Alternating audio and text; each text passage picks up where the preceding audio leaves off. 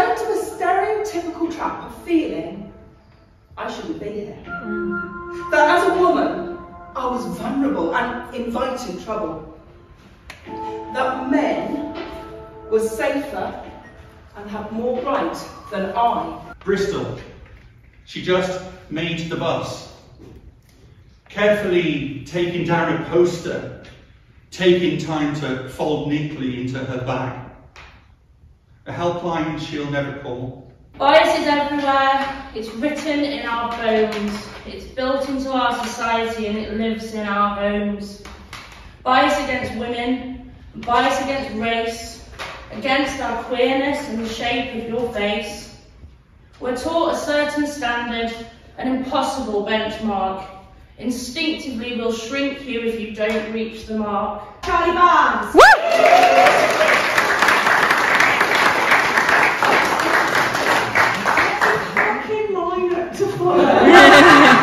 Sometimes life gives you a gift of a conversation that is so outlandish that you think I'm going to write a poem about that. I had a conversation with a 30-year-old man just before Christmas who was talking to me about periods, so props to him for opening that dialogue in the first instance. But he said, in a very, very serious way, so do you know when you're going to start, or does all hell just break loose?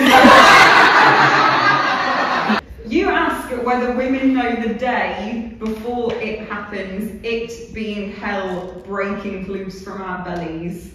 And I want to take you by the hand, how a lover might, and walk you through the undergrowth where seeds plant at the start of every cycle. And there I will point, and here and there too. I gesture to a network of nerve endings and red light signals that mean different to stop. Here they are signs of spasmic movements, shudders so deep they are penetrative to the bedrock of our guts, where you'll find layers peeled and discarded like old clothes from a woman desperate to be touched. Coincidentally, this too is exactly how I feel the day before this equator cracks. She has no voice, not mute, just not allowed. Is her wrong, not his? What does she expect? Justice? Sure, she has choices. Abandon, abortion, backstreet of course, like her auntie. 13 kids her body couldn't take anymore. Another mouth to feed, her husband head in hands like he doesn't understand. I'm worth more than waiting to be seen, like the electric kettle that cannot whistle. I am worth more if I am spoken to than the Baker-like telephone you left in the hallway. I'm not in the stuff you took. I'm not in the stuff you left. And no matter how much you have taken, I am worth more than the years you have thrown away.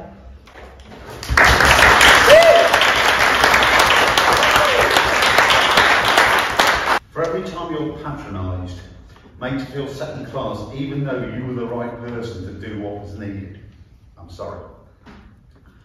For every woman who lives in fear just because they're a woman. For every woman who's just seen as property or breathing stock, I'm sorry. But history is his story, written by his hand. So of course it was her fault when he sailed off course to explore the source of the beautiful sound and ran aground. He had no choice but to follow the voice of the terrible temptress. It was her magical power and plans to devour his soul that caused his whole crew to be drowned when he turned his ship around and smashed it into rock. But tonight, I had to come out to play. Figuratively speaking, not a peacock on display. But as I step warily along shallow gullies, my smile in my mind, a friendly demeanour within, but without, I can't. The repetitive mantra of female safety shouts, don't smile, don't say hello, don't make eye contact. Can we have a massive round of applause for Aid and Rihanna for doing this tonight?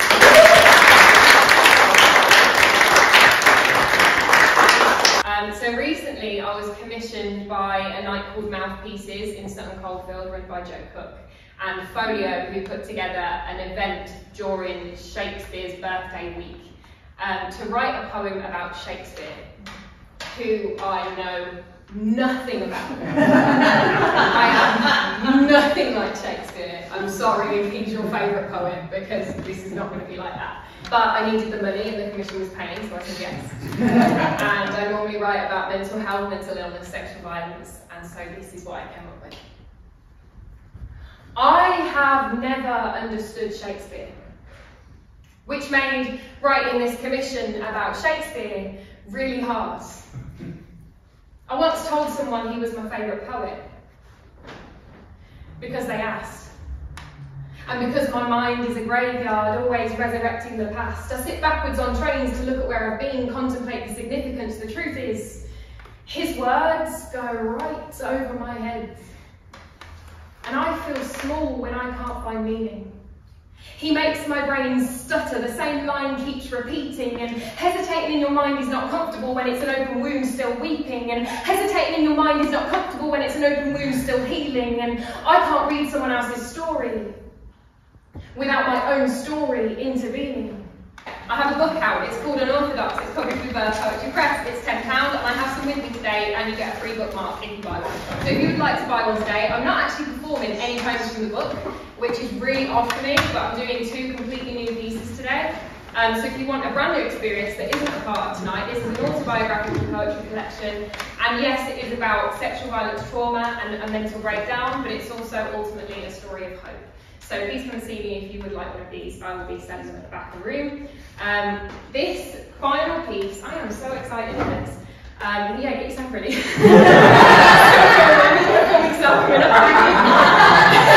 I'm very excited to introduce this next person to the stage. He's been a huge inspiration to me ever since I first saw him on the poetry scene, both as a performer and as a poet.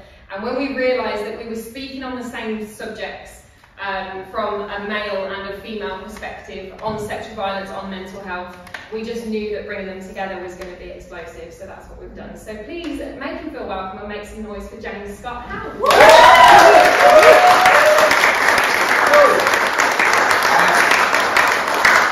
I wrote my half of what Jemima and I are about to perform when reflecting on my teens, my 20s, my 30s, when I stood to the side and I let my arsehole friends say things to women that they shouldn't have been saying, and I sat back and did nothing about it, and I'm ashamed. So I'm doing the smallest amount that I possibly can to attempt to make up for that with what I've written. This is something that Jemima and I have put together. It's called Listen to His Name. Thank you so much, you're an absolutely wonderful audience. If you tell me his name, I have to report him. His name is planning her escape route. It's staying light on her feet. His name is walking fast. It's blocking her path. It's lingering in back streets. His name is hair tucked in. It's crossing the road, it's taking a fake call. His name is pulling over, asking her for directions instead of the man ahead who's built and 6'2" tall. His name is following her around the store. It's brushing past. It's touching the small of her back. His name is staring at her. It's waiting for her. It's look at the rack on that. Listen lads, we have to be better. And let our friends know that it won't be accepted. Take catcall. And quarter wall. Commenting audibly. Yelling at women, fucking making them uncomfortable. You're not entitled to a retention, and yet you become offended when you don't get it. Getting aggressive. Advances rejected. She owes nothing. What were you expecting? His name is 999, already dialed. It's stripping her of independence. His name is keys in between her knuckles. His name is a never ending present. She's afraid of unknown men. What the fuck did you expect? We are a society that treats women like they're objects. Ingrained misogyny, painful and abusive. We are either part of the problem or we're choosing solutions. His name is hiding in the crowd, behind buildings, bins and cars. His name is pressed Up against her, it's using code words at the bar. You're not a factor in how she got dressed. No calls are invitation to harassment. And no is not an indication to try harder. It's a straight up rejection of section advances. His name is avoiding public transport. It's leaving the night out before it's done. His name is dictating her skirt is too short. It's a change of shoes that make it easier to run. No woman should worry when walking alone, whether the footsteps she's hearing are following her home. Quickening her pace and her pulse, it is racing, a regular rhythm is beating on the pavement. His name is texting when she gets home. It's walking clear of alleyways and ditches. His name is catcalling and dog whistles, but we're not pussies and we're not bitches. Listen lads, we have to do better. And let our friends know that it won't be accepted. To catcall and quarter wall. Commenting audible. Yelling at women. Fucking making them uncomfortable. Because boys will be boys, it is not an excuse. Your choice is your choice, no one made it for you. Boys will be boys, it is not an excuse. Your voice is your voice, up to you what you do. If you tell me his name, I have to report him. His name is Beer.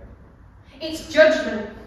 It's a man phoning from victim support. His name is men have torn me down and I'm supposed to let them build me back up. His name. He's taking me to court. His name. He's behind closed doors. His name. His loud noise. His name. His sudden movement. His name. He's driving too fast, it's never in the past. His name is Yes, but can you prove it? She's afraid of unknown men. The fuck did you expect? We are a society that treats women like they're objects. Ingrained misogyny, painful and abusive. You're either part of the problem or you're choosing solutions. Because boys might be boys while we're figuring the world out. But then you grow to men, and men are held to account. If you tell me his name, I have to report him. His name is in safe hands. Her name. Is never going to feel safe again. Her name. Is affected. Her name. Is disconnected. Her name. Is neglected. Her name. Is disrespected. His name. Is going to haunt her. His name. Is going to take her life. His name is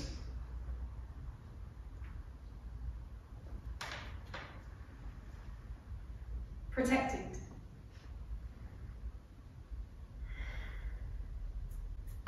Thank you so much.